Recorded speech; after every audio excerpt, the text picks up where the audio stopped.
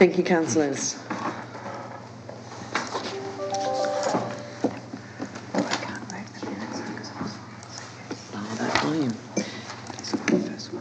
On behalf of the Glenelg Shire, I respectfully acknowledge the traditional lands and waters of the Gunditjmara people and their respective cultural heritages. I acknowledge the elders past and present here at today's gathering, and through them to all Aboriginal people. Recording of the meetings. To those present in the gallery today, by attending the public meeting of the council, you are consenting to your image, voice and comments being recorded and published. Council meetings may be live streamed, and the Chief Executive Officer will enable a copy of the recordings to the public. Councillors, there are no apologies for this evening that I'm aware of, CEO. No. First item is confirmation of the minutes. Councillor Angelino. Thanks, Madam Mayor. I recommend that the minutes of the council meetings held on 22nd of July and the 29th of July are circulated to be confirmed. Thank you. Is there a seconder, please? Councillor Carr. Any comments needed? It's been moved by Councillor Angelino and seconded by Councillor Carr. Those in favour? Councillor Carr, you look puzzled. The second one is the unscheduled meeting that we had. Okay. Yeah. Okay, we'll move on to 5.2, which is the record of councillor briefings. There is a number there. Thank you, Councillor McDonald. Thanks, Madam Mayor. I'll move the recommendation that Council receives the record of the council briefing held on 22nd July 2025, 29 July 2025, 12 August 2025 and 19 August 2025. Thank you, Councillor McDonald. Is there a seconder, please? Councillor Jowett. Thank you. Any discussion needed, councillors? No, I'll put the motion as tabled on page 4, moved by Councillor McDonald and seconded by Councillor Jowett. Those in favour? Carried. Councillors, item 6.1 is conflicts of interest. Are there any conflicts to be declared this evening? I'll note that there are nil conflicts for tonight's meeting. Thank you. We move on to item 7, which is councillor activity reports. Councillor Angelino, what would you like to highlight that you did during the month of July? Thanks, Madam Mayor. The men's shed in Hayward, there was a function that we attended, and there were 3 different speakers talked about Di Birch and her group that she gets the Days for Girls. Days for Girls. And it was a great attendance, and I think she's potentially going to have a shark picture of that for her project. Oh, okay. Yep. And the involvement she does, like there's a group and she spends so much time actually in Nepal, it's just incredible. The second talk was from the Victorian Ambulance, and they came and talked about what to do with defib and emergency situations and that thing, if it happens, and what to expect. And the third one was the actual Hayward Rural Health went through the care packages, the actual, if you have to go into respite care, if you have to go full-time, they presented the people that you would go and contact, it was just a great day. Also, there's another day coming up this Thursday. They've got a forum, which is the Dementia Shed, similar with the speakers from all these. I think there's about 100 people who are going to attend the community hall, with a lunch, breakfast, and that. But there will be speakers talking about well-being and just activities that groups can do and be involved in the men's shed. So it was great. It's a great organisation, isn't it? So yeah, they do a lot of work in the town. So yeah, that's all. Thank you. Councillor Carr. Thanks, Madam Mayor. Look, I think the highlight for me last month was the opening of the Blue Tree project down here in Portland, next to the canal. Just a fantastic community-led project / initiative, and Kim Thompson and her team have just done a marvellous job in selecting both the tree and the location and the level of engagement. It's a big issue in our community.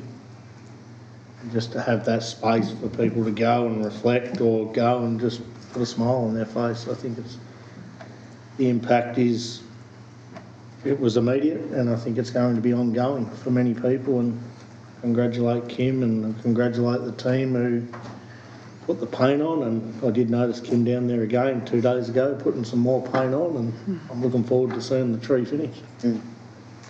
Thanks, Councillor Carr. Councillor Jarrett. No, thank you, Madam Mayor. There's a few events that I attended that I'd like to speak to. The Windamara AC flag raising and official opening of their new community space. The community space itself is an excellent space. I would commend everybody to go down and check that out if they could. A few highlights for me on there were the half-court basketball court, the totem poles, and the trampolines, which I personally tried out. They work a treat. Yes, we saw you. The Hayward Med Shed Forum, that's another example of why Hayward's Men's Shed is an award-winning group. The functions that they put on are top rate. The Masonic Lodge 175th anniversary, I attended that. I felt privileged to be invited to this event. It gave us a small look into what goes on behind their closed doors. The Hayward Drumbook Hall Committee of Management. It's great to see the small community groups out there totally coming together and putting on events out there is great to see. And the final one, the Department of Transport and Planning. I was at this meeting where we let the Department of Transport and Planning know exactly how we felt about the state of our roads that they manage. Thank you. Thank you. Excuse me, councillors. Sorry. Look, councillors, where there was a number of activities through July. They're all listed there. But I think my standout was the opening of the Blue Tree project. And I certainly, to bring awareness to, just the discussion around suicide. It was such a great collaborative project. It was originally brought to this council by former councillor Gilbert Wilson, who I've contacted since he returned from overseas, even though he couldn't be there on the day down at Canal Court. For any community member that hasn't seen the Blue Tree, it is down in Canal Court, and take a moment to go and have a look. There's information there. I love the way that our staff did the signage. Mr. Jackson, if you could pass that on. The QR code actually gives you an understanding of what it's about and some information, and that's really important too, that there's support out there, and anybody that goes there and perhaps needs some support, there's information available there. All right, councillors, I won't go on with all of those, but I just would like to thank, and I know there's a couple of reports that haven't been tabled, I'd just like to thank each councillor for the work that they've done throughout the last month. There's lots of community activities that we attend day in, day out and week in, week out, and they're all really important activities that we do. So thank you on behalf of the community. Councillors, there's a recommendation there on page 7 that council notes the councillor activity reports from the 1st of July to the 31st of July. Councillor Carr. Yeah, thanks, Madam Mayor. I'm happy to move that recommendation that you just read out. Thank you. Seconder, Councillor McDonald. If there's nothing further, councillors, I will move that. Moved by Councillor Carr and second by Councillor McDonald. Those in favour? Carried. Thank you.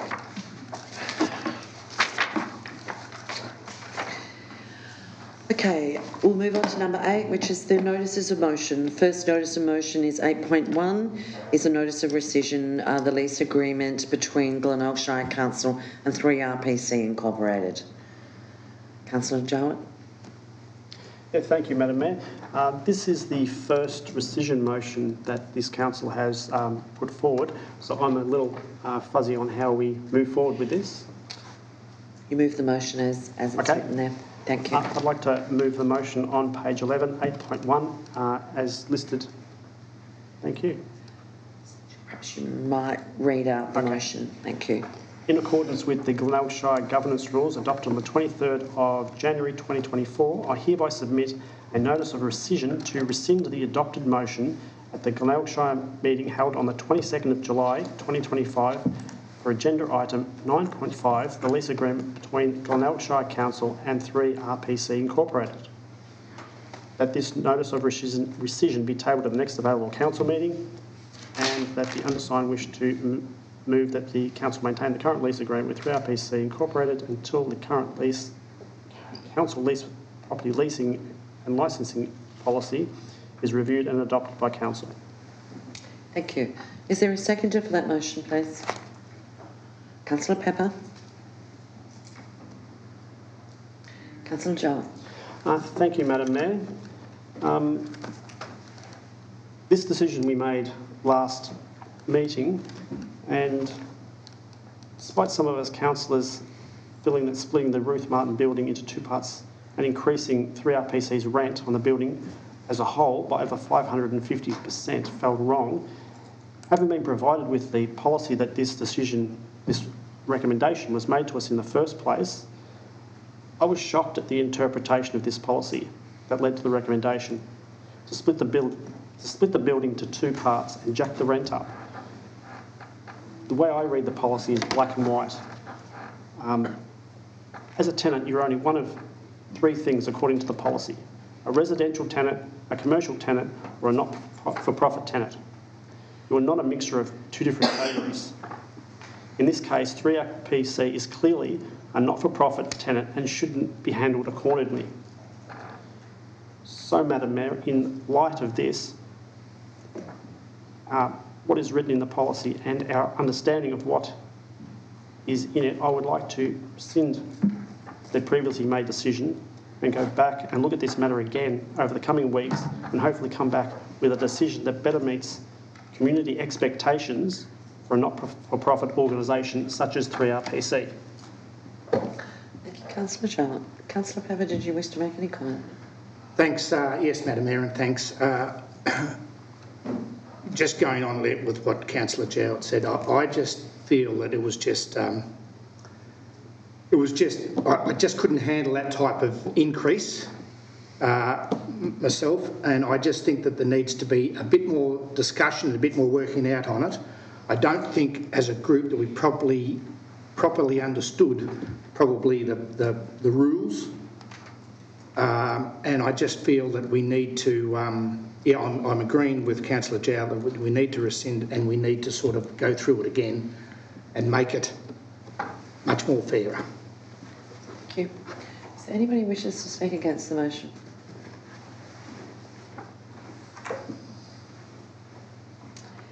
If there's nothing further, does anybody else want to speak for the motion? Councillor Carr. Yeah, thanks, Madam Mayor. Look, firstly, I'd like to thank Councillor Jowett for putting this rescission motion forward. I wasn't that comfortable on the night when the lease went up and hence didn't support the original motion either. I think there's some new information that's come to light, specifically for myself in relation to this matter. The fact that the building was a gift to the Glenelg Shire Council, and that there's been obviously they were a non-for-profit group, and I feel that we've ignored the cultural and community value that the 3RPC community radio holds within the Glenelg Shire, has done for a long period of time. So a few things we didn't know, which I do know now, and I feel that, yeah, look, I have my own views on what it should be going forward, and I look forward to this coming back to council. Thank you, Councillor Cullen. Councillor Agnosky. Yeah, Madam Mayor. I wasn't here for the last meeting, but if I had have been, I would most certainly have voted against the motion as it was. So I'm happy to support the rescission. Apart from anything else, because if you look at the role of council in the Act, the very first item is to provide good governance and to the municipal district for the benefit and well-being of the municipal community. And I think 3RPC plays a very important role in our municipal community and provides a significant benefit both in terms of providing an outlet for those people that volunteer and for those people that listen through it. So very happy to see the rescission motion, having been told about the original motion while I was away. Thank you. Councillor McDonald. Thanks, Madam Mayor. I think this was just a really tricky one operationally, because it's one of perhaps on its own the only lease perhaps where it has a separate commercial component, and also it would turn out that the commercial component does not have a separate water meter, so the not-for-profit is paying the water meter from upstairs. So I think it's just become a bit of a complex one that the policy needs to guide us, but perhaps we can just have a closer look at. Thank you, councillors. I'm going to move the rescission motion as it's tabled on page 11, obviously. Moved by Councillor Jarlett, second by Councillor Pepper. Those in favour? That is carried. We'll move on to 8.2, which is the notice of motion number 2, Bentinck Street disabled parking. Councillor Noski. Yeah, thank you, Madam Mayor. I'm happy to move the notice of motion. 3 items. The first, that Council requests a report outlining the provision of disabled parking and all abilities access across the bluestone gutters along the western side of Bentinck Street between Henty and Tyre Street. Second, that Council requests a report outlining the provision of disabled parking and footpath access along the west side of Bentinck Street between Otway Court and Fern Street. And third, that the report be provided to Council at the September 23 meeting. Thank you, Councillor Noski. Is there a seconder for the motion, please? Councillor Pepper? Thank you. Councillor Noski. Thank you, Madam Mayor. This report requests motion requests a report on disabled parking along the west side of Bentinck Street. As said, it is undoubtedly driven by the fact that there has been an ongoing negotiation between the council and I believe the church and the Bayview College since about September 2023 about provision of disabled parking in that section of land, and all we can ask for is a report, and then as councillors we can have a look at the report and decide whether we want to do anything different to what has been allowed for at the moment, and that is that there is no budget allowance for any disabled parking to be built there in this current financial year. Thank you. Thanks, Councillor Noski. Councillor Pepper, did you wish to make comment, or it's been covered? Yes, I will. Thanks, Madam Mayor. Since this has sort of been come up, I've actually been. I went just made my business to have a bit of a look there, and it is there is the bluestone guttering through there. Like it's terrible. It's there's no way that you can get anybody up onto the footpath from the parked car area, and I just feel that it's a section there where we could do with some disabled parking, just simply because of the way the road was built many years ago, and so I'm supporting to have a look at it. Thanks, Madam Mayor. Thank you. Does anybody wish to speak against the notice of motion? Councillor McDonald. Thanks, Madam Mayor. Can I just ask questions? Thank you, through the Mayor.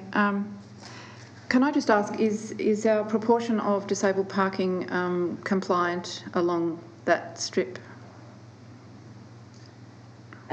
Mr. Moyne. Thank you, Madam Mayor. Through you, thank you for the question, Councillor McDonald. As it currently stands, yes, there aren't any prescriptive or specific requirements for council to provide disabled or accessible car parking spaces. Thank you. So there are design standards and other requirements on landowners and developers, but no specific requirements for council. Thank you. One more question, Madam Mayor. Mm-hmm. Thank you, through the Mayor. Could I just also ask, would this be, if we were to consider this, would this be setting a precedent for other locations in the town? Thank you, Madam Mayor. Potentially creates an awkward situation where you will have other landowners, businesses and land users that may have demands or needs for accessible car parking that the council might not be able to cater for in the future, so potentially. Thank you. Councillor Carr. Yeah, thanks, Madam Mayor. I'd like to ask a question too. How many disabled car parks do we have in that area, Madam Mayor? In that precinct?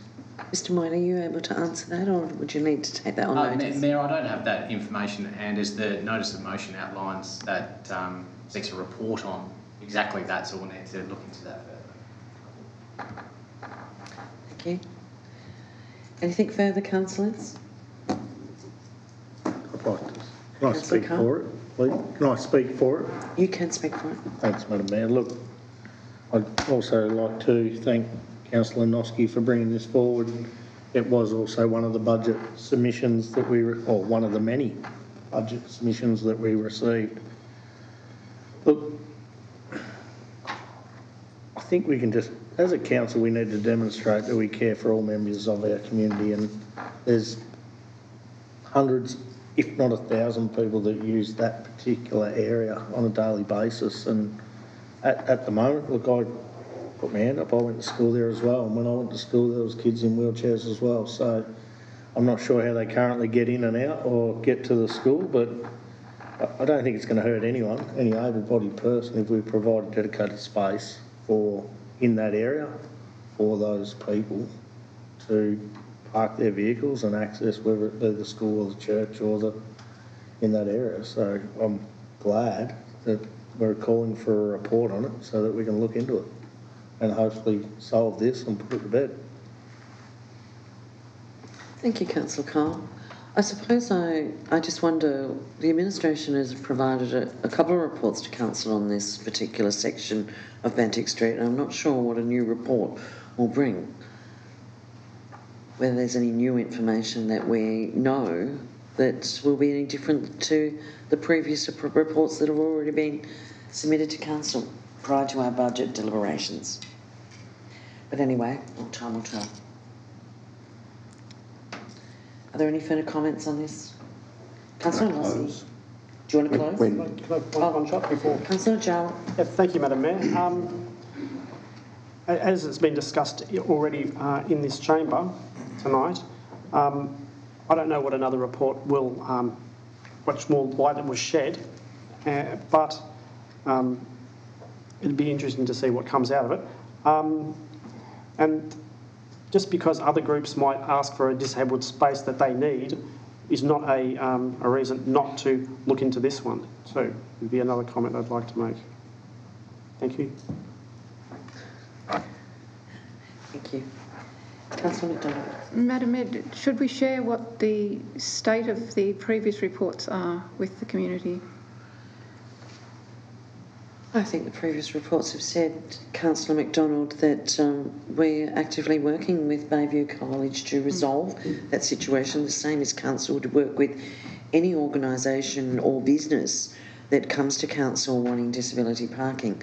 I mean, we do have disability parking throughout all of our CBDs in allocated spots, and there's standards, as Mr Moyne has said. And the reports that came to council said that council had been actively engaging with Bayview College to resolve the issue with them, and the designs, but you know, any addition to that would be at the expense of the college if they needed to pursue that further. So, I mean, I'm not sure this actually specifically asks for a report outlining the provisions of disability parking in certain areas. Yes, true. Yeah. Thank you. So, it's a bit different than dealing with the Bayview College, but in saying that, this is sort of takes in the hospital precinct and everything else as well. So obviously around the hospital precinct, there's more disability parking spaces there because you have a number of visitors that are accessing that facility. But anyway, side by side. Councillor Noski, would you like to close the debate? Happy to. Thank you. Look, I think the report, the motion calls for a report to come back to us on disabled parking in those two areas. Whilst the focus has obviously been Bayview's request, nonetheless, that area of road also services the Catholic Church, and as I'm sure we'd all understand, the congregations for all of the mainstream churches have been getting older and older, and I think we do provide disabled parking in parts of the city where we think it's needed, and I believe it's timely that we have a look at whether or not it is needed in this part of the land. Okay. Nothing more to add. Thank you. Thank you. I'll put the motion, which was moved by Councillor Noski and second by Councillor Pepper. Those in favour? Those against? It's 5-2. It's carried. Thank you, councillors. Thank you, Councillor. We'll move on to our management reports, councillors. The 9.1 is the Councillor and Chief Executive Officer Leave of Absence Register. It's a recommendation on page 13. Councillor Angelino. Thanks, Madam Mayor. I'd like to move the recommendation that the Councillor and Chief Executive Officer Leave of Absence Register presented as a confidential circulation under Section 35(1)(e)(4)(6) of the Local Government Act 2020. Thank you, Councillor Angelino. A seconder, please. Happy to second. Thank you, Councillor Carr. No need for discussion. It was moved by Councillor Angelino and second by Councillor Carr. Those in favour? Carried. Councillors, we'll move on to 9.2, Councillors' Quarterly Expenditure Report. Recommendation on page 15. Councillor Carr. Thanks, Madam Mayor. I'm happy to move the recommendation that Council receives the Councillors' Quarterly Expenditure Report for the period 1st of April 2025 to the 30th of June 2025. Thank you, Councillor Carr. A seconder, Councillor McDonald. No discussion on that? No. Moved by Councillor Carr and second by Councillor McDonald. Those in favour? Carried.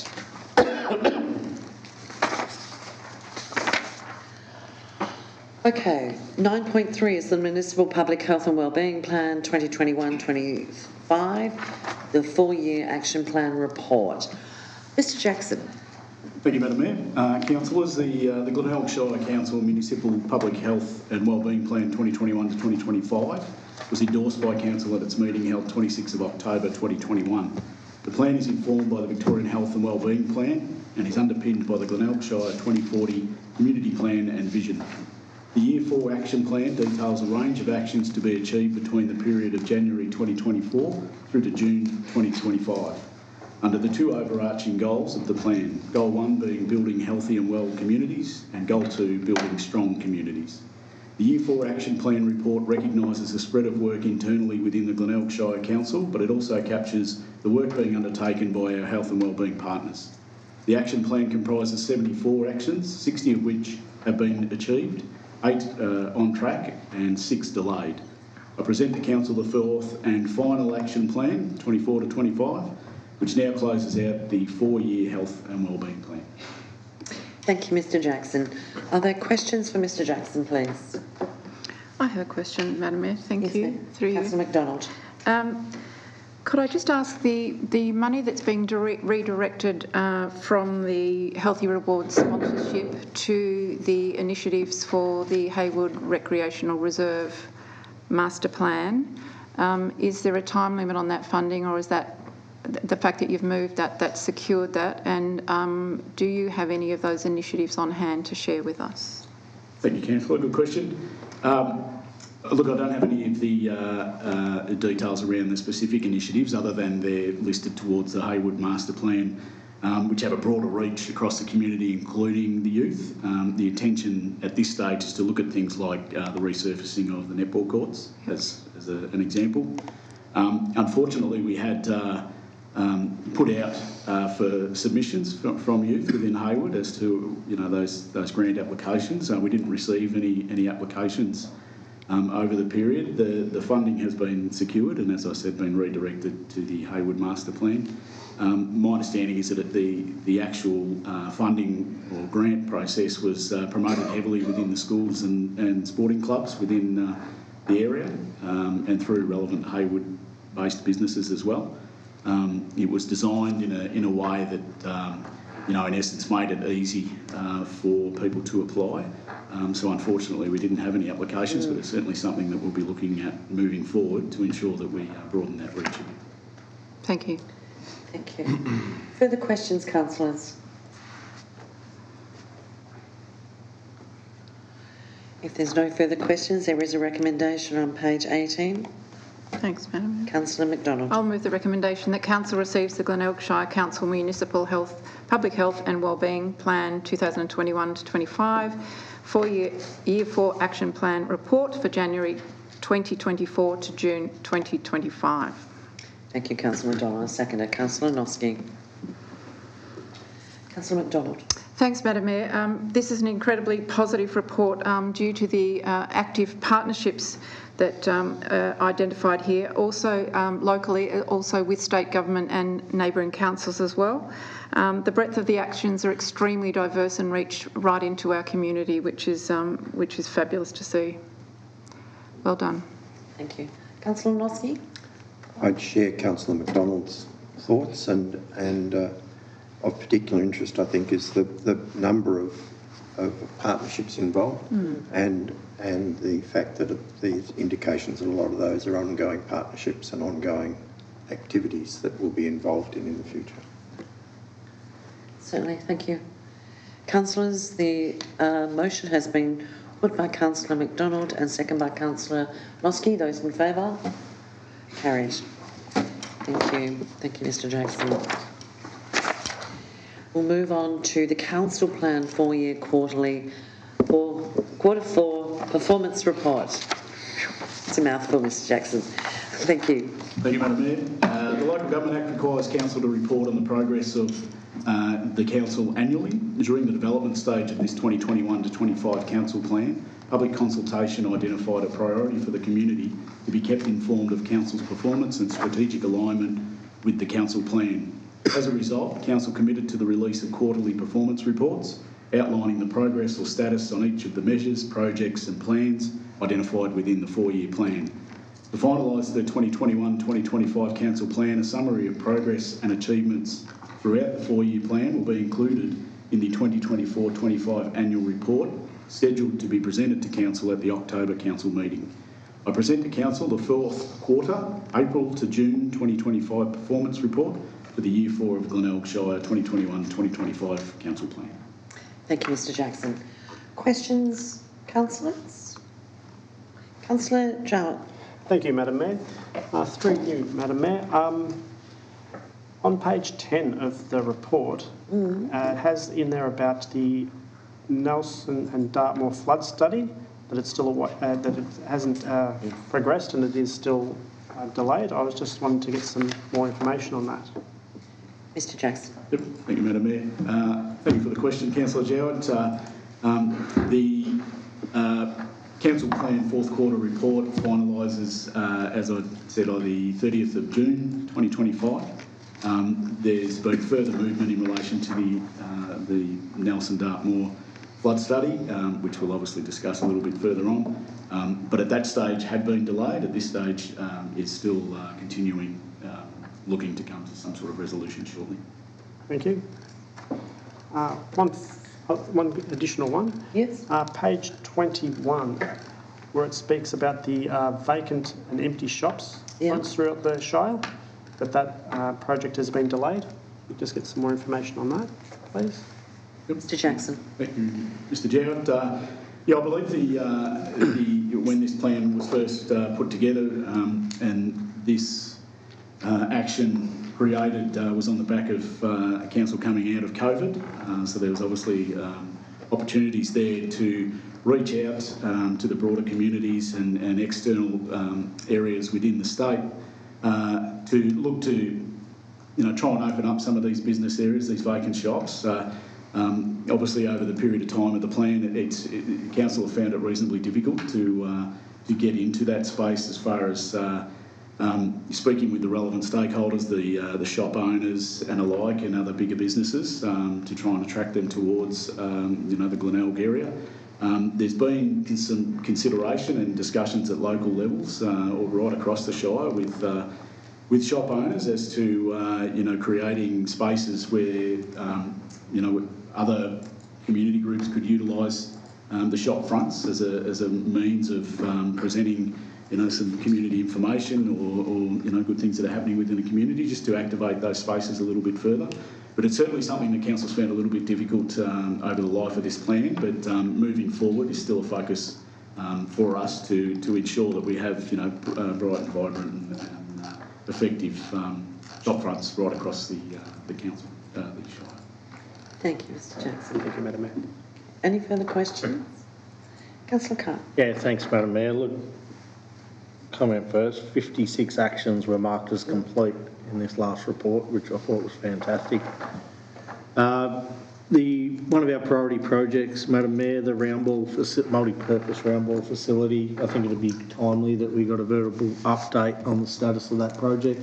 I know we're at the end of this council plan, but hopefully it transitions into the next council plan, and it'd be nice to know where we're currently up to.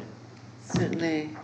Mr Moy, would you like to take that question, please? Yeah, certainly, and thank you for the question, Councillor Carr. There's certainly work still happening in relation to the multi-purpose sporting facility project. So the project team are working through finalising scope and a document to release for quote at the moment to undertake a review of the facility and other facilities across Portland itself, and carry out a background analysis, which that will be released for quote in coming weeks.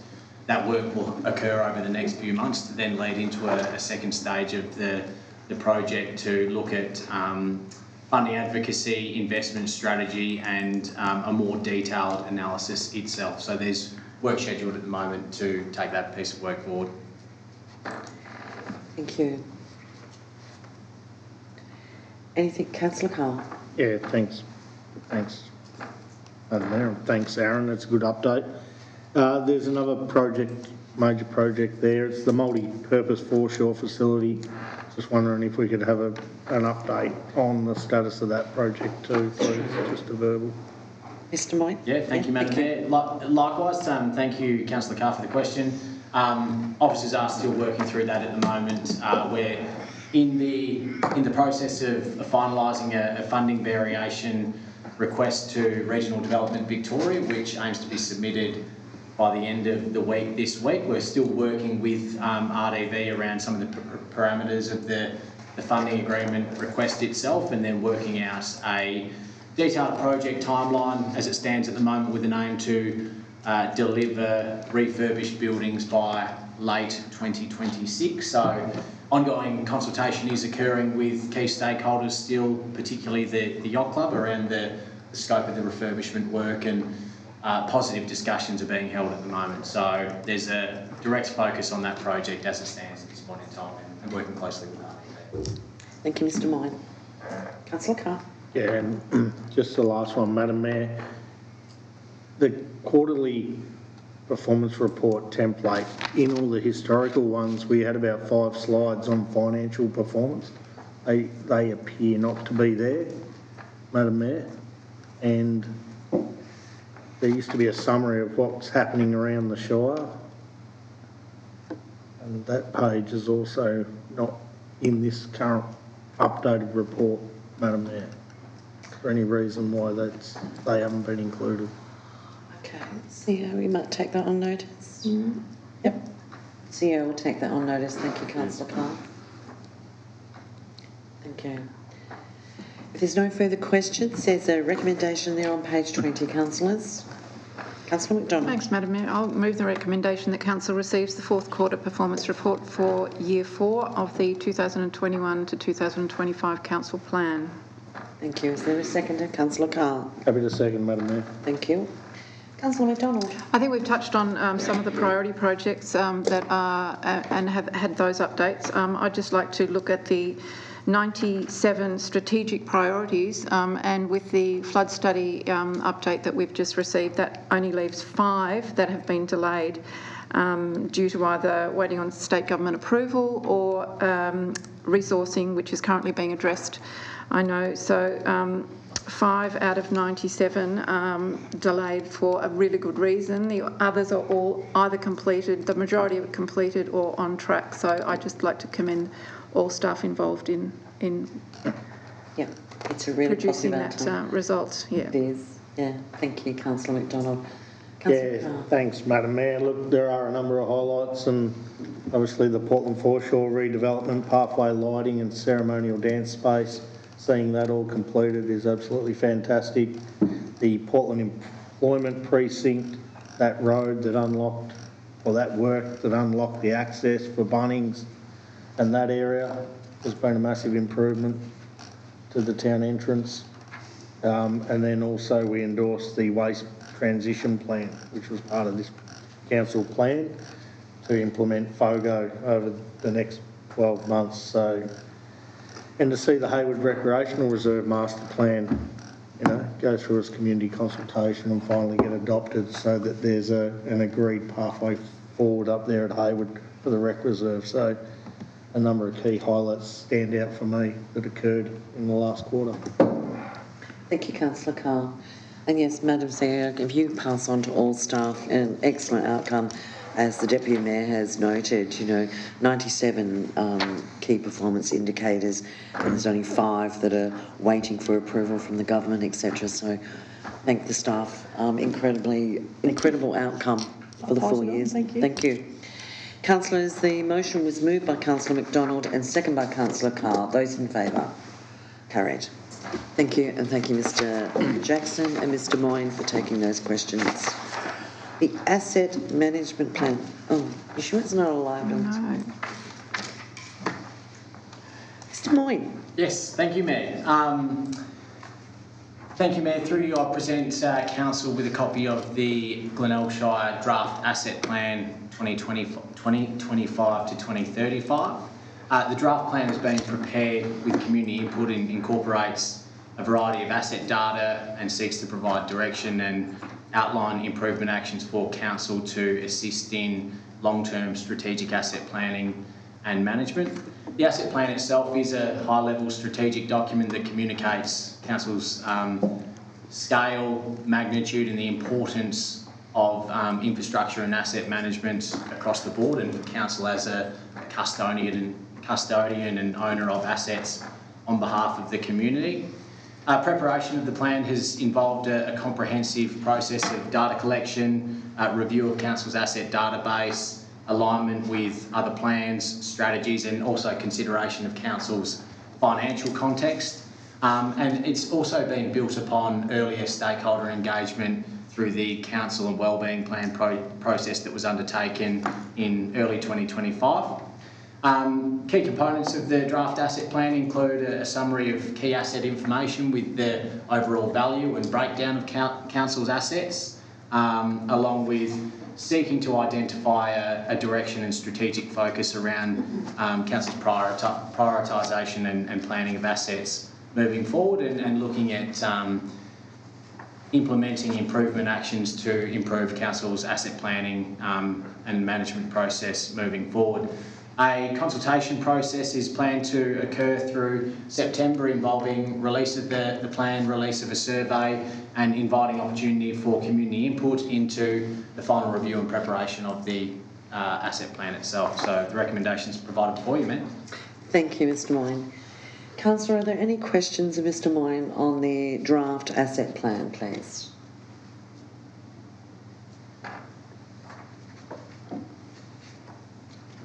No. No.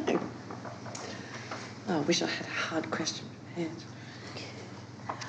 I'd just like to say, look, I think it's a great report. I know that it's one of the plans that we have to do under the Local Government Act of 2020, that we need to adopt a number of plans for, to the Minister by the end of October, and this forms one of them. Mr. Moyne, I'd just like to say, and CEO, that this is a really easy read plan. The graphs are really good because it makes me understand them a lot easier, Councillor Pepper, and the diagrams, and I think that, you know, there's some methodology in there that we could use in other plans to simplify things for our community. So thank you for that. But assets are an incredible thing for this community, and I just forget the number off the top of my head. Is it $767 million worth of assets spanning roads and bridges, buildings, parks and drain networks across the Shire. It's quite a comprehensive list of assets that we have and how we maintain them, and the use for our community to provide access to them. Councillors, any comments that you wish to make? There is a motion there on page 23. If somebody wishes to move, Councillor Carr. Yeah, thanks, Madam Mayor. I'm happy to move the recommendation that Council commences the community engagement process in accordance with Council's community engagement policy from Monday the 1st of September 2025 to Monday the 22nd of September 2025 on the draft asset plan 25 to 2035. Councillor Carr. A seconder, please. Councillor Angelino. Councillor Carr. Yeah, thanks, Madam Mayor. This is, as you said, it's a very important document for this council. You know, we look after council roads, rates and rubbish and recreational infrastructure. So the roads and the infrastructure component all captured under this plan. I do encourage the community who are interested in this space to take a look. Have a look at what is a council asset, what isn't. Have a look at what the service levels are. Have a look at what the community expectation component is and provide us your feedback, because that's the tough part for this council. We've only got we don't have infinite funds. It's about how we prioritise those funds to meet the service levels and the community expectation whilst providing safe assets. Anyway, hopefully we get some feedback. Thank you, Councillor Carr. Councillor Angelino. Yeah, I'd also bring up the same as what Councillor Carr has mentioned. And our community, we need all the support, we need your engagement. I mean, we can make decisions, but we need all the engagement from the community. We want to know where you want us to prioritise. And this is great work from Aaron and his team, and it's going to help everybody in the community that we can actually set this plan to move forward and to provide services and all the things that you need from us. We need this feedback. So hopefully we'll get all this feedback and we can then plan for the future. So great work again, Aaron and your team, and we want the community to help us in this space. Thank you. Thank you, Councillor Angelino. Any further comments, councillors? If not, I'll put the motion as moved by Councillor Carr and second by Councillor Angelino. Those in favour? Carried. 9.6, another plan that needs to be adopted by the end of October, the Draft Road Management Plan 2025. You're not a councillor. Mr Moyne. Thank you very much, Madam Mayor. This report presents Council with the Draft Road Management Plan 2025 to be provided over the course of the council term to release the plan for public consultation. The Road Management Plan itself is a statutory requirement under the Road Management Act and outlines council's responsibility for maintenance, management and the provision of a safe and functional road network itself. The plan itself applies to all council roads listed and adopted under council's road hierarchy and within the register of roads that council maintains. A review process has been undertaken and some improvements and changes have been made as outlined within the report to the Road Management Plan, and it's planned now to release the Road Management Plan for public consultation to seek public feedback and comment on the plan itself, particularly maintenance levels and intervention levels that council seeks to specify in maintaining roads and road-related infrastructure. The recommendations provided before you, Mayor. Thank you, Mr Moyne. Are there any questions for Mr Moyne before Councillor Carr? Yeah, thanks, Madam Mayor. Look, the first question relates to the treatments.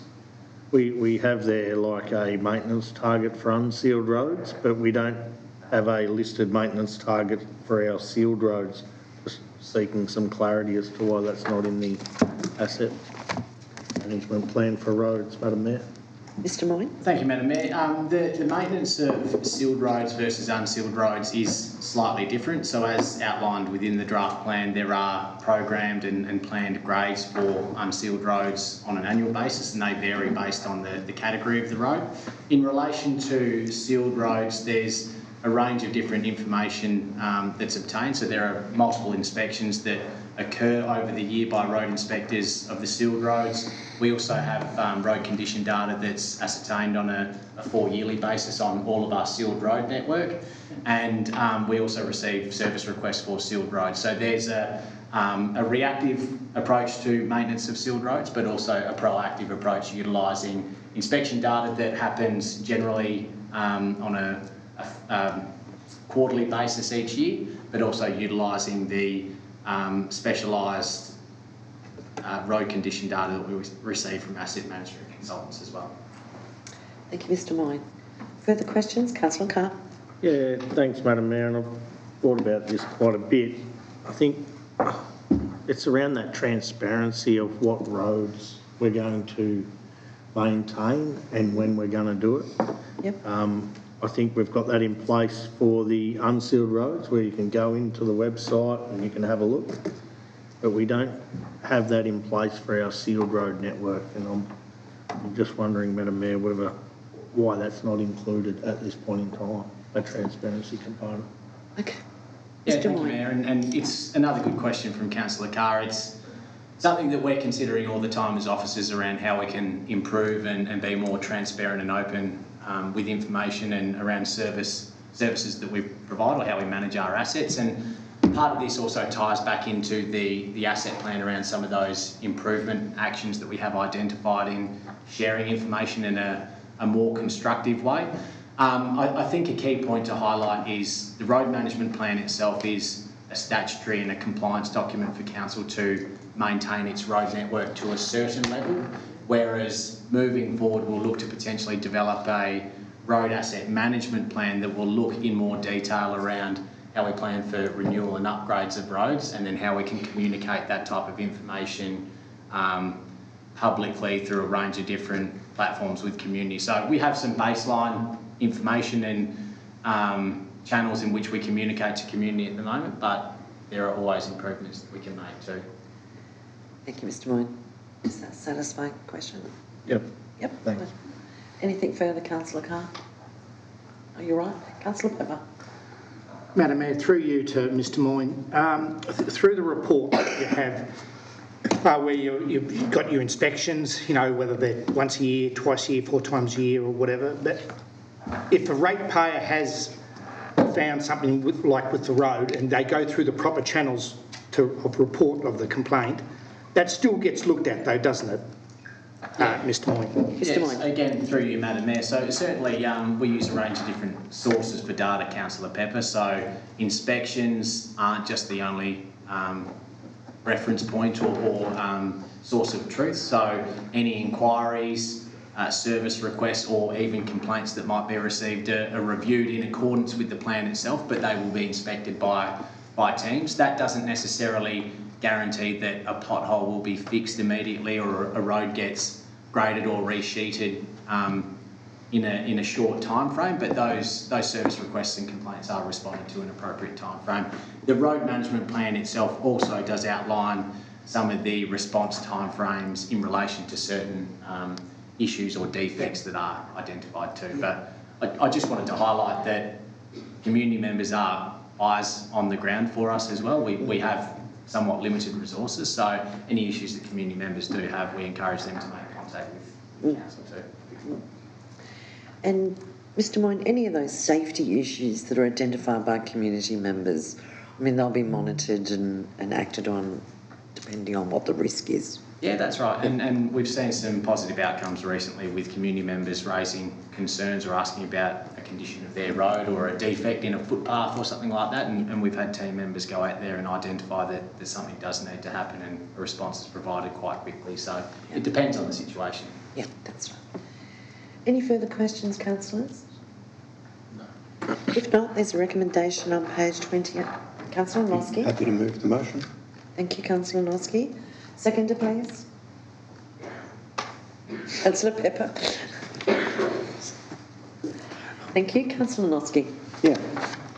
The draft road management plan, as it's presented, again, is a very readable document.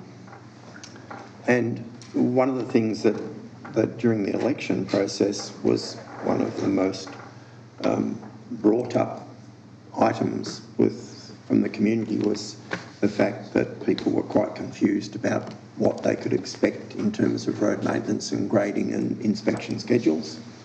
And the fact that this plan has been rewritten, it's in a very user-friendly format and it's going out for public consultation, I think is exceptionally good because it's a chance for the community to understand clearly what they can expect in terms of road maintenance and grading and repair works, and can only help us in terms of understanding where we're at as a council and a community.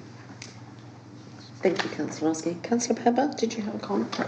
Thanks, Madam Mayor. Look, just reiterate to the community to put their eyes over all these things and get back to us. Like, the feedback is important. So, It is, certainly. And just for the information for the community, Council does have 2,700 kilometres of roads. We have 46 bridges, 165 major culverts and 140 kilometres of footpaths to maintain. So that's the task ahead. Any further comments, councillors, before I put the motion? If not, moved by Councillor Noski and second by Councillor Pepper. Those in favour? Carried. Thank you, Mr. Moore. We'll move on to 9.7, which is the lease agreement between the Glenelg Shire Council and the Commonwealth of Australia for the Bureau of Meteorology. Mr. Holt. Thank you, Madam Mayor. The BOM has had a lease at the Portland Airport for some weather station items for some time. The lease is expired and a new lease is being sought. The recommendation is there to provide a new 9-year lease on similar terms to what was based there before. It's a 16 metre by 16 metre area of grass out the back of the airport. With a box on it. Basically. That's it. Thank you. And the reason it's going to council is because it's a 9-year lease. A new lease. Correct. That's right. Thank you, Mr. Holt. Any questions for Mr. Holt, please? Councillor Jowett. Thank you, Madam Mayor. My question is, through you, I can see in the papers here that the original tenant rent amount was $168.12, which was being charged between 2017 and 2026. I'd like to know how that original amount was figured out. How did they come up with that amount? Okay, thank you, Councillor Jowett. Mr. Holt. Sorry, Madam Mayor, I couldn't tell you how the amount was determined 9 years ago. I would imagine it was just taken on... Yeah, no, I would add, Madam Mayor, apart from... we do have a process for doing valuations of land, but we all make a judgment call, given the cost of getting those valuations is several $100 about where we actually go out for them and where we don't. In addition, it's worth noting that the Bureau of Meteorology here actually do the cost of the lease, which again is worth probably $500 or $600 elsewhere as well. So yeah, so it's a reality check, and it is the Bureau of Meteorology, and they do provide good service to us. Councillor Carr. I'm happy to move, Madam Mayor. Okay, thank you, Councillor Carr. Thank you. A seconder for that, please. Councillor McDonald. Councillor Carr, did you wish to make any comment? No, I think it's pretty straightforward, Madam Mayor. Yeah, I think it's straightforward. Councillor McDonald? Straightforward? Straightforward. Is that where the temperature comes from? I've always thought that the temperature came from Cape Nelson, that's why it was always colder than anywhere in the state. But it comes from the airport, is that correct? Through the Chair, I couldn't say for a fact. I believe there's a couple of different weather stations that they use to generate their data from. No. I often hear them say Portland Airport. Yeah, okay, great. Thank you. I was just going to say there are 4 weather stations in Portland that have detailed data information. Okay, let's move on. Okay, it was the motion as tabled on page 32 was moved by Councillor Carr and seconded by Councillor McDonald. Those in favour? Thank you, councillors. Okay, councillors, we'll move on to 9.8, which is the Planning Scheme Amendment C115 Glenelg. Mr Jackson. Thank you, Madam Mayor. A flood study is a technical investigation of flooding behaviour based on records of rainfall, catchment impacts and physical terrain. Determines how far and high floodwaters are expected to reach, as well as the range of flood-related risks. The aim of the flood study is to identify opportunities for flood risk mitigation and ensure future planning and decisions are soundly based. In 2022, Council successfully obtained funding to prepare the Dartmoor and Nelson flood study and planning scheme amendment. This flood study, which followed best practice methodology Well done. and guidance, covers a full suite of riverine and storm tide events and initially undertaken with a modelling at 0.8 metres by 2,100, in line with the minimum required as determined within state planning policy. In 2025, Council resolved to seek authorisation from the Minister to prepare the draft planning scheme amendment to be exhibited concurrently with the completed flood study. As part of this process, the Department of Transport were consulted, who required that a review of the flood schedules and local floodplain development plan be undertaken as part of this amendment, leading to a previously mentioned delay in the project's completion. In consultation with both the Department of Transport and the Glenelg Hopkins Catchment Management Authority, this work has now been completed. The study then undertook an additional modelling at 1.2 metres by 2100, taking into account an increased rate of rainfall intensity, consistent with advice from the state government and reflected in other council areas and coastal development requiring marine and coastal consent. I present to Council Amendment C115GELG for consideration as per the recommendation list. Thank you, Mr Jackson. Are there any questions from councillors for Mr Jackson? Councillor Carr. Yeah, Madam Mayor, the first question relates to the 0.8 metres versus 1.2 metres for the sea level rise component. What is the current legislated measurement for sea level rise? Thank you, Councillor Carr. Mr Jackson. Thank you, Madam Mayor. Thank you, Councillor Carr, for that question. The state planning policy determines that the flood study must not be less than 0.8 of a metre. Thank you. Thank you, Mr Jackson. Any further questions, Councillor Carr? No. No? Questions, please, Councillor. Councillor McDonald. Thank you, Madam Mayor. Just like to query this amendment. Which areas within our shire does it actually refer to, just to confirm that it's not a general blanket rule for the whole shire? Is that correct? Thank you, Madam Mayor. Thank you, Councillor McDonald. It's the Portland Nelson flood study specifically. Sorry. Dartmoor Nelson. Portland. Dartmoor Nelson. Dartmoor and Nelson. I was just going to say. Dartmoor Nelson. Thank you. It's not the Portland Nelson. You're just checking that we're all awake and listening? Is that what you're doing? Yes, 100%. You got our attention. Thank you. Councillor Carr. Yeah, thanks, Madam Mayor. Look, what I'm struggling with is the 0.8 versus 1.2. We did some flood study work recently for a number of other rivers that are next to the ocean. What was the figure used in both those flood studies, Madam Mayor? Yep, thank you, Councillor Carr. 0.8. 0.8. Councillor Jarlett, did you have a Yes, thank you, Madam Mayor. The bit I'm having difficulty with, like Councillor Carr is, if the legislation, I'm assuming, has a 0.8 metre amount in it, why was it that the department came back and asked us to do the 1.2 if the legislation that they are operating under is at 0.8? Good question. Mr Jackson. Good question.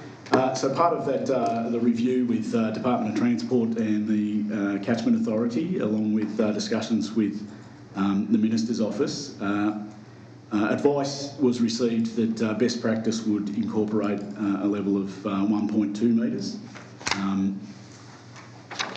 Staff then made some inquiries with other shires, as I sort of mentioned earlier, and it's sort of come to light that best practice is what the Minister's office is looking for at 1.2, and there's been evidence of recent coastal development and planning studies requiring the 1.2, even though legislation is 0.8.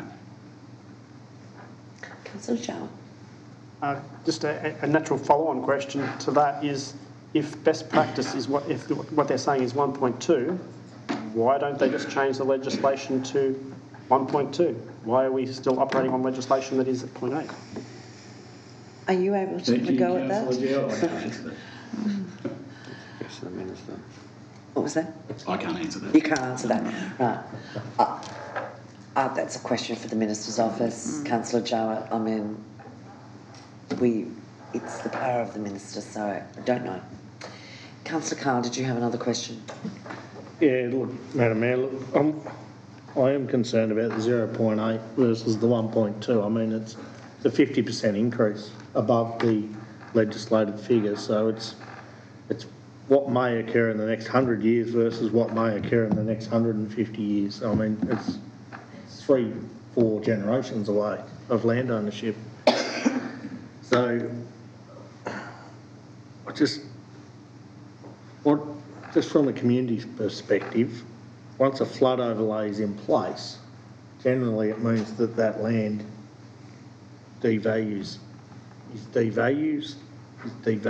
I should say. Insurance becomes harder to get. If you do get approval to build on it, there's restrictions and the costs go up, provided you can get approval to build on it at all. And there's also the cost of insurance goes up if you can get insurance at all. So I have a concern that we're looking too far ahead and we're above the legislated figure, and the impact's going to be felt now, where the real impact's 150 years away, potentially. They're my comments. I don't have an answer. So, Mr Jackson, perhaps a question I have is, the Minister's department has indicated they want 1.2 metres. I'm sort of going to assume if we go in at 0.8, they may not accept that. We're seeking authorisation. This motion is seeking authorisation from the Minister for Planning to put this on public exhibition, to amend our planning scheme. So the catch here is if we go at 0.8 and it's not acceptable to them, it comes back to us again. If we go at 0.8, is there a cost to this council to change the report as it sits? Yep, thank you, Madam Mayor. Yes, there will be a cost. The report's been modelled at 1.2 as discussed. To have it remodelled again at 0.8 will require further scoping from a consultant, and that overall cost is not confirmed at this stage, but it would be a reasonable amount. Yeah, okay. Councillor Noski. I have a question here, Madam Mayor. Brett, do you know if we... I share the concern that the Minister is asking councils and communities to do their modelling at 1.2 when the legislation is 0.8, but we all know that legislation takes time to get through parliaments. Do you know if the Minister has released a ministerial guideline that says that in the short term he expects councils to be modelling at 1.2 rather than 0.8? Yep, thank you, Councillor Noski. I'm not aware of any direction or guideline that's in there to the Minister. No. Yeah, there obviously has been some directive somewhere. Yeah. Councillor Carr. Well, Madam Mayor, I'm happy to put forward on an alternative motion if we're ready. An amended motion. If there's no further questions. Are there any further questions, councillors? All right. Look, it's an alternative motion, Madam Mayor, that council seeks authorisation from the Minister of Planning under section 8A3 of the Planning and Environmental Act 1987 to prepare and exhibit the Glenelg Planning Scheme Amendment C115 GELG with mapping at 0.8 metre sea level rise climate change scenario.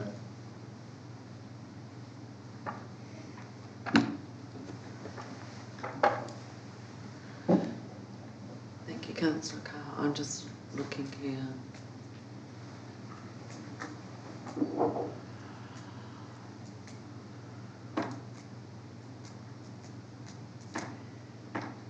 Councillor Carr,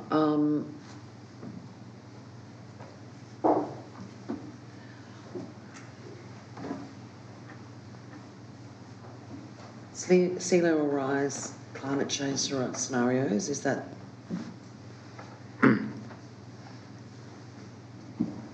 So, He read out this. You're going for this option down here? Yeah, then we go Motion. out at 0.8. 0.8 sea level rise? Yeah, Okay. in line with the legislation. Sorry? Yes, Yes. the level in line with the legislation. That's the intent of my motion. Thank you. We still go out for consultation, but we go out at 0.8. So, councillors, are you clear on that we're going to seek authorisation from the Minister for Planning under section 8A(3) of the Planning Environment Act 1987 to prepare and exhibit Glenelg Shire Planning Scheme Amendment C115 at the mapping of 0.8 metres of sea level rise, the climate change scenario. Is that right? Councillor Angelino. Thanks, Madam Mayor. Can I move a motion, amendment to that motion, or not? No, I'm looking for a seconder of that motion. Motion on the table. The amended motion. Sorry. Councillor Pepper. You Yes. seconding? I'll second Councillor Carr's motion. Thank you. Councillor Carr, Yeah. did you wish to speak to that? Yeah, I'm happy to speak to it, Madam Mayor. Look, I don't think the community's got any appetite to go from 0.8 to 1.2. I mean, I feel for those landholders that are 150 years away. They currently own blocks of land, they've probably got houses on them, and next minute they've lost all the value in their particular land, their house, maybe unable to get insurance for what? Something that's not going to happen in their lifetime. I have a real issue with that, Madam Mayor, and I think we should go out at 0.8, which is the legislated amount. It'll impact less people, you know, and it makes the next generation or the next lot of landholders within the next 100 years aware, you know, that there may be water in the future, but it won't impact the people right now at this point in time as much. Councillor Pepper, any comments? Madam Mayor, I wholeheartedly agree with Councillor Carr, and that's the state legislation at 0.8, and so yes. Thank you. Anybody object to the motion? Councillor Noski. Yeah, I understand where Councillor Carr and Councillor Pepper are coming from, but my concern is that the Minister has already made it clear that they want the planning done at 1.2 metre. They've required that of other communities that have done flood studies in recent times.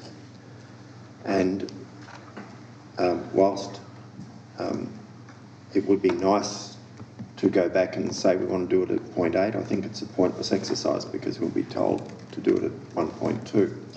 I think we'll find ourselves a bit like Canute sitting there trying to push back waves, but it's not going to be waves of water at this stage. It'll be a wave of legislative impost or a ministerial impost. One of the advantages of going at 1.2 is that we don't then have to redo this thing in a few years' time for a start. And the other advantage is that it gives us the basis to then pursue the state government for funding for flood mitigation works in Nelson and Dartmoor that may then resolve the situation that Councillor Carr's concerned about, where properties are protected from what might ever happen in the future rather than being exposed to it, and having a more serious predicted flood issue to deal with gives us more chance to aim for assistance from the state to mitigate those effects in the future. So I believe we should be sticking with what has become the norm at 1.2 metres and accepting that that is what we have to work to, and then get on with doing the best we can by the communities of Nelson and Dartmoor to mitigate the effects of that. Thank you. Thank you, Councillor Noski. Anybody wishing to speak for the motion? Are you for? I have no idea. I just want to make a few comments. I don't know if I'm for or against at the moment. I'll just All right. put my words out there and see which way I'll it give you lands. the opportunity to make some comments, and Councillor Angelino, you're next. Councillor Jowett. The Minister could easily fix this situation by changing the legislation to 1.2, make it perfectly clear to everybody that's where he wants it, rather than just making indications and signals. It creates an environment where we're not exactly sure. Is it 0.8? Is it 1.2? Yes, they're saying 1.2, but they can easily fix the situation by just changing the legislation. There would be no question there. And in response to Councillor Noski's comments about we might be able to get funding, that's a possible, not a guarantee, because this state is broke. There's no guarantee that we're going to get any funding for anything anymore. So, as I said, I am not sure which way I'm going to jump at the moment. Thank you. Councillor Angelino. Thanks, Madam Mayor. So, at the moment, if the Minister, they can make a change to law or change legislation any time, and the only thing I've got a concern is if we've to go at 0.8 and then they bring it at 1.2, there'll be an extra cost to the council. If we do go to the 1.2, we would hopefully ask the Minister that if there is a cost borne by the council to rezone the maps or whatever we have to do, which you've said, Mr. Jackson, that is on the cost of the government, state government. So that's what I think, that we should go with the 1.2, and any costs outgoing by the council is borne by the state government. Thank you. Would you like to close, Councillor Carr? Yeah, thanks, Madam Mayor. There's a couple of comments there. Look, cost to council versus cost to the community. We go at 1.2, it's going to cost some community members a lot of money, and it's for something that's 150 years away. It should have, my view, Madam Mayor, is it should have been modelled at 0.8, which is the legislative figure in the first place. So, anyway, that's that. In terms of reviewing this in a couple of years' time, that statement was made a couple times. 0.8 gets us 100 years away.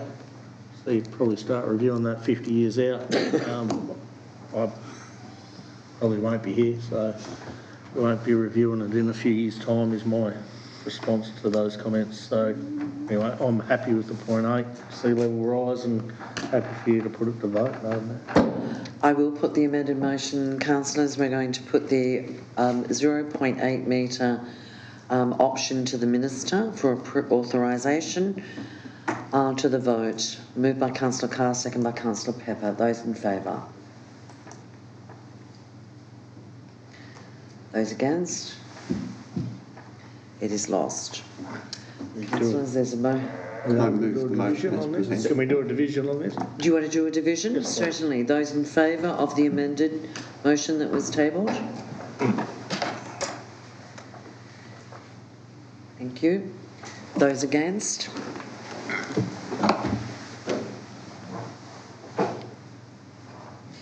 Thank you, councillors. There is a motion on page 35, councillors. Is somebody wishing to move? Councillor Noski. Seconder. Councillor Angelino. Councillor Noski. I think we've said everything that needs to be said in this. That is fine. I'm just giving you the opportunity. I think let's just, if nobody else wants to speak, I'm happy to just get on with voting for the thing. It's fine. Thank you, Councillor Noski. Councillor Angelino, No, same. you're happy? I'm happy. Right. I shall put the motion as tabled on page 35. Moved by Councillor Noski, second by Councillor Angelino. Those in favour? Those against? Thank you. Do you call for a division, Councillor Noski? Division, please, Madam Mayor. Division? Yep. Those in favour?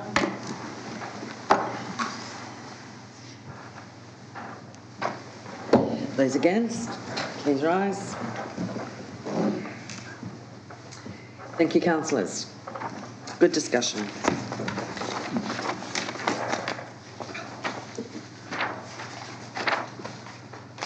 What are we up to? We'll go from a flood study to a gift policy. Many and varied things that we do. It's the CEO. Thank you, Madam Mayor. I'm not sure if there needs to be a discussion on policy or whether you would just like to take it as given in a recommendation. Councillors, the council policy on gifts, benefits and hospitality for councillors is on the agenda this evening. Any questions for the CEO? Why has it gone from $50 down to $20? Just cause? Just because. Just cause? Just because. There's a motion there on page 39. It's a Happy to move requirement. the motion. Councillor Noski. Second to Councillor Angelino. Any comments, Councillor Noski? Oh, I think it's fairly obvious. I mean, the gift policy is that councillors shouldn't be receiving gifts from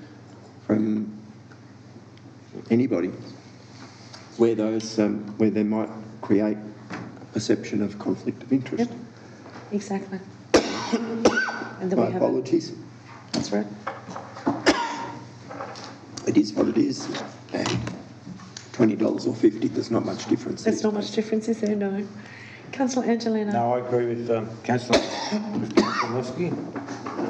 Couldn't cough along. Yes, so no, I hope so no, it's all good. So as he said, yeah, we're not here for gifts, we're here for the community. So, As much as it's kind for people to offer gifts to us sometimes when we attend functions, it is sometimes difficult, but you know, we would prefer our community groups to spend their money on their objectives and their to benefit their own community group instead of giving gifts to a councillor that comes as kind as it is.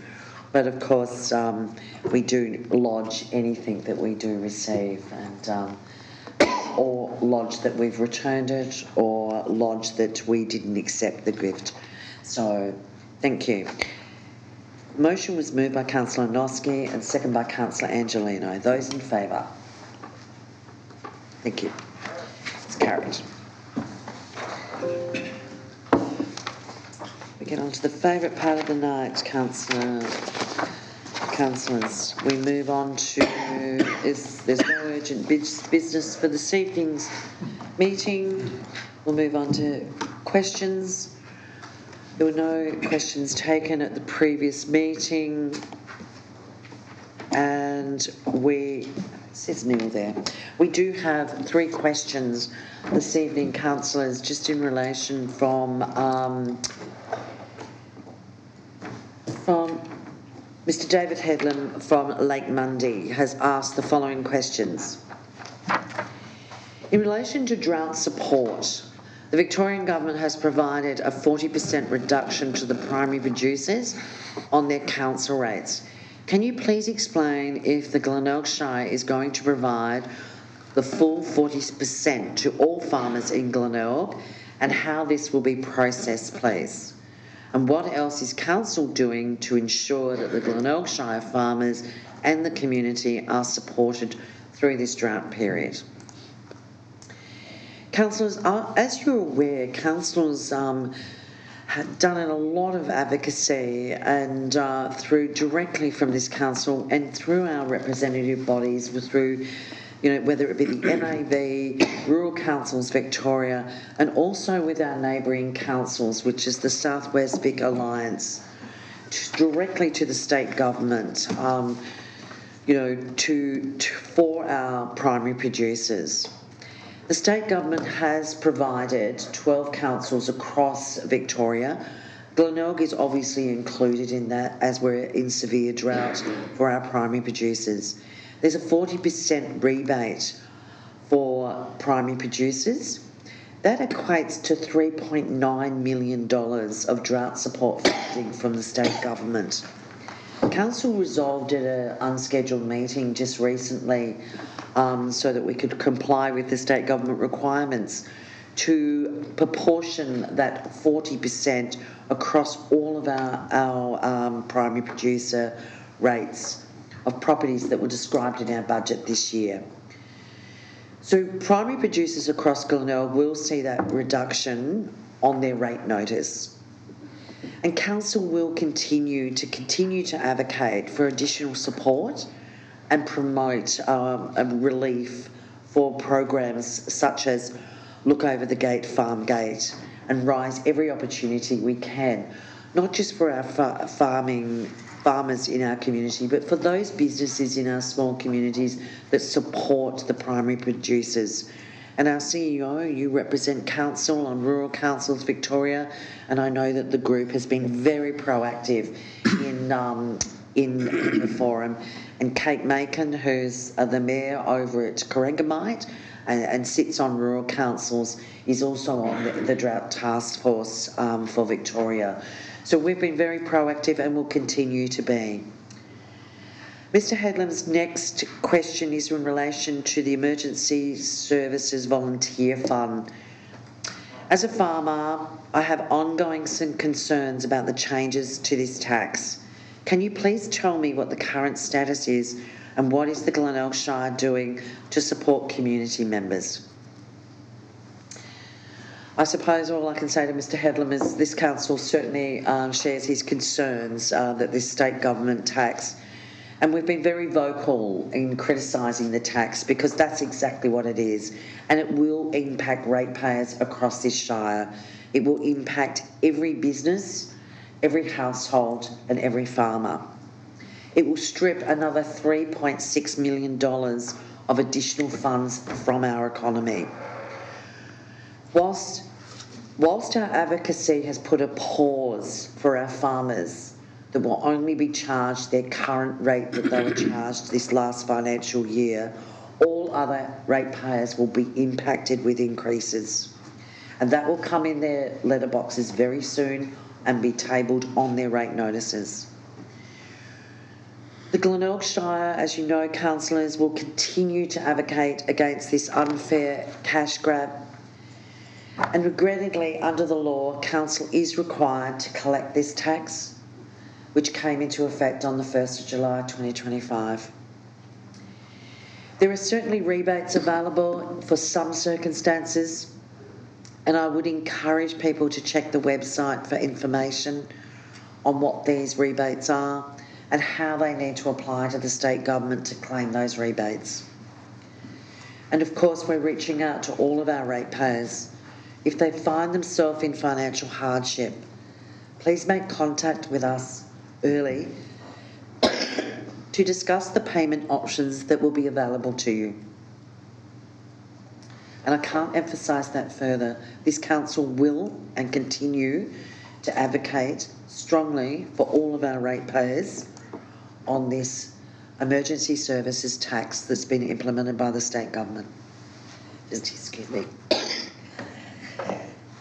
There must be something in the air, Councillor Noski, tonight. We've got the coughs. John Pepper probably says too much talking. Oh, it's catching his throat, actually. Too much talking, Councillor Pepper? No. The final question for Mr. Headlam is this interesting one. Not in our name group. He's been reading about this group and understands it's run by the United Firefighters Union. And he's asking, can you tell me whether the Glenelg Shire is involved in this group, and if so, why are we? Why? I suppose the answer is the council is working collaborative with the MAV, Rural Councils Victoria, and our neighbouring, the 5 councils neighbouring, which is the Southwest Vic Alliance Group, to get our voice heard. We have not stopped, and we will continue to keep the pressure on the state government as we prepare for next year's election. As a rural shire, I think it's important that we make this point. We recognise the incredible work that our volunteers, including the CFA, do throughout the year to keep our community safe and well connected. And through the council, I'd like to thank every volunteer for what they do in that area. Council is certainly aware of this new group, but will not be involved in their work. We will continue to work through the channels we've mentioned previously. Thank you.